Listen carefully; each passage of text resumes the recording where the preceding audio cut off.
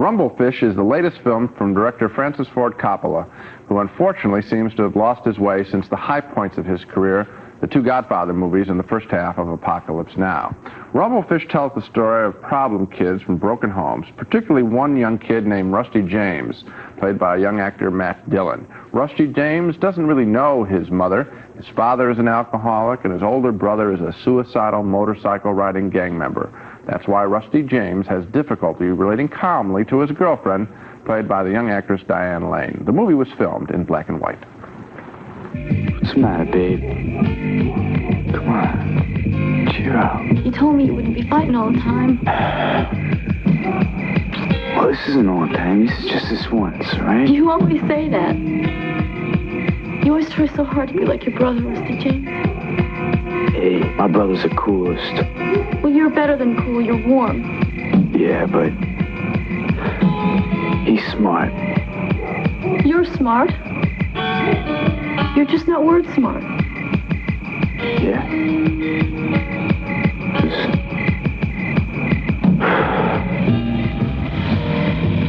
I love you, but I gotta run. Okay?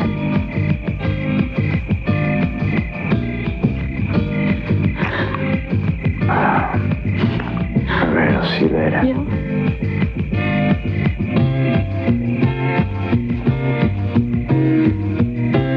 Be careful.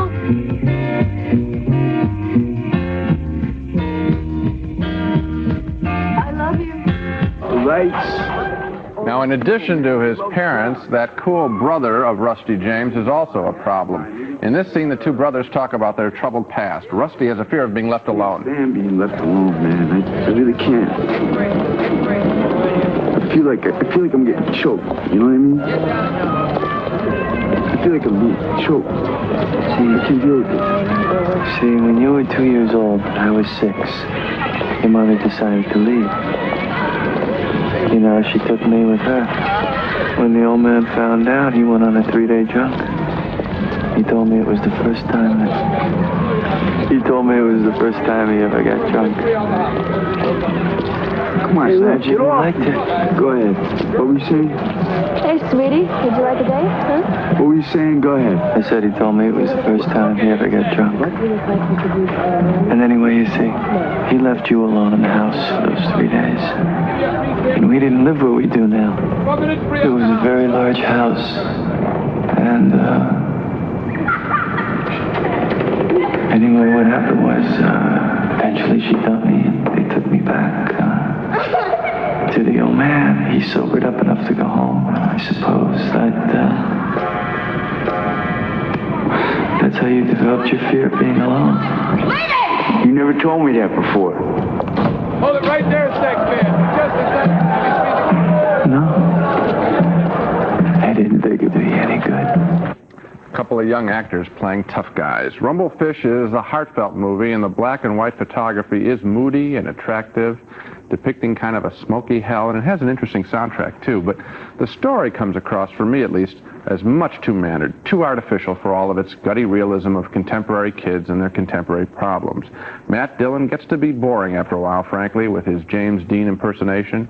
Mickey Rourke, the older brother there, whispering, he gets kind of annoying too with all the whispering. And Dennis Hopper is really annoying as the father, the drunk father. In short, there are plenty of kids in the world who have a tough time growing up, and you really do feel sorry for them. But there's a hip smugness to the Matt Dillon character in Rumblefish, and sorry, but I never felt sorry for him at all, and that's why I didn't like the movie. Well, first of all, his hip smugness, I think, is his defense mechanism. But secondly, and I did like the movie, and I admired it as a very interesting offbeat experiment by Coppola, I think you're missing the whole point if you're reviewing the story and saying, well, we can't really feel sorry for these kids, the other kids with tough problems and so forth. This movie is a stylistic exercise in black and white. Coppola calls it an art film for kids, an art film for teenagers, and I think that's how it plays, kind of like Diva crossed with the Blackboard Jungle, with all those clouds scuttling across the sky in fast motion and all the dramatic shots.